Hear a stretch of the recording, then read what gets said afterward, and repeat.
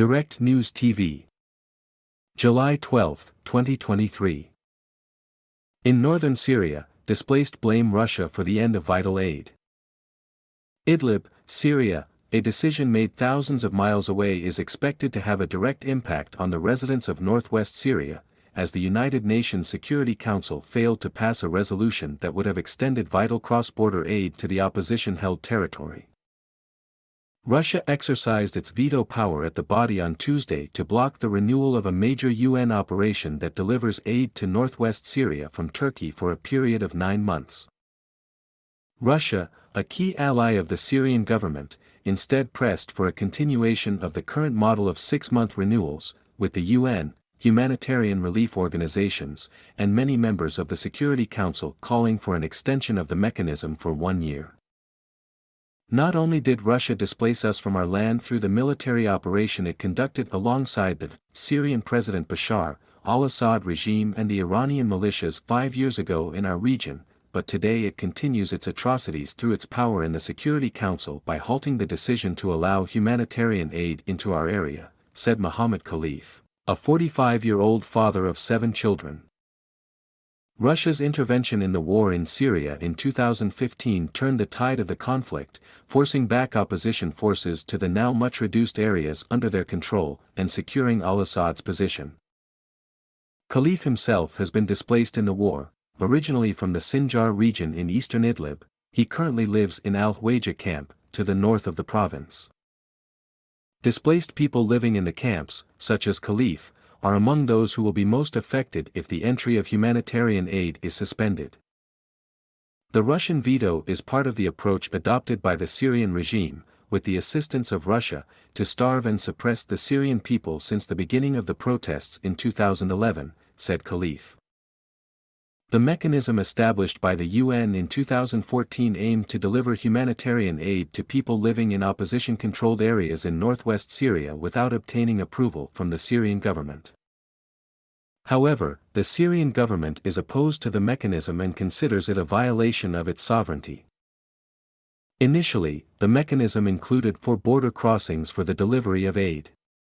But after years of pressure, especially from Moscow, only the Bab al-Hawa crossing remains operational. Furthermore, authorization for cross-border aid has been reduced to 6 months, subject to renewal, complicating the planning of humanitarian activities.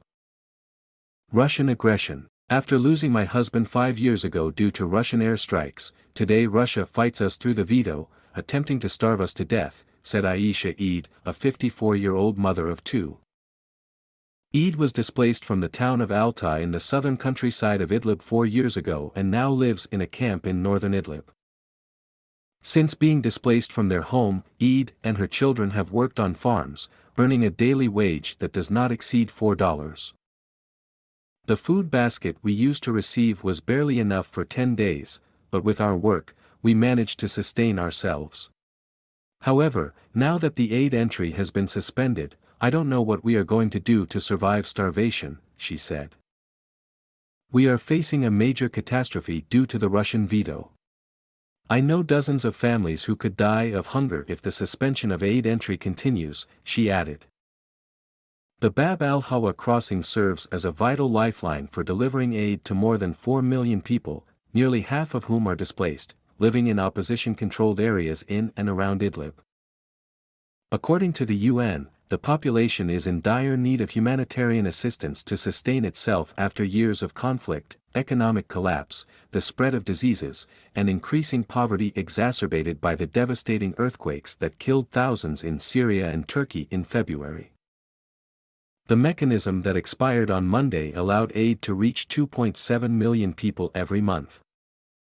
Bab al-Hawa is the main crossing through which the vast majority of UN aid arrives in northwest Syria. The consequences of shutting down this lifeline are grave for the over 4 million people that rely on it.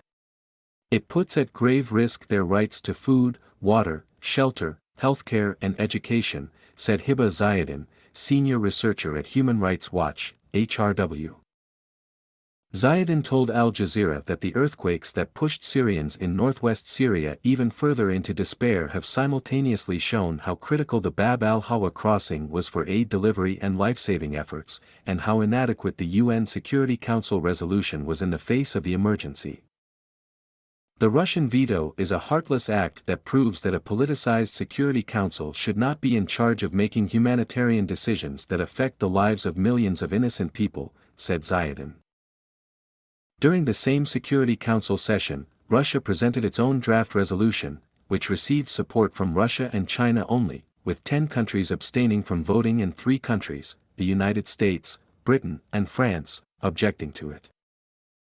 As a result, the Russian draft resolution was not adopted because it did not garner the necessary 9 votes.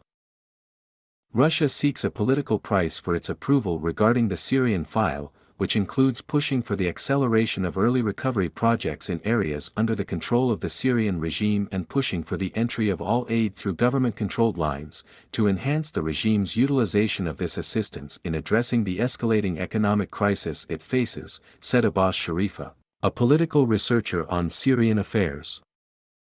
Sharifa told Al Jazeera that the Russian veto was accompanied by several political developments that have provoked Russia. These include Turkey's approval of Sweden's entry into NATO, the handing over of Azov battalion members to Ukraine, Turkey's demand for Ukraine's entry into NATO, and the reaffirmation that the Crimean Peninsula is Ukrainian territory. Additionally, there has been an elevation in security coordination between Turkey and the United States regarding the security situation in Syria, he said. My name is Kingsley. Please like, share, subscribe and hit that notification bell so you can be the first to be notified whenever we post. You won't regret it.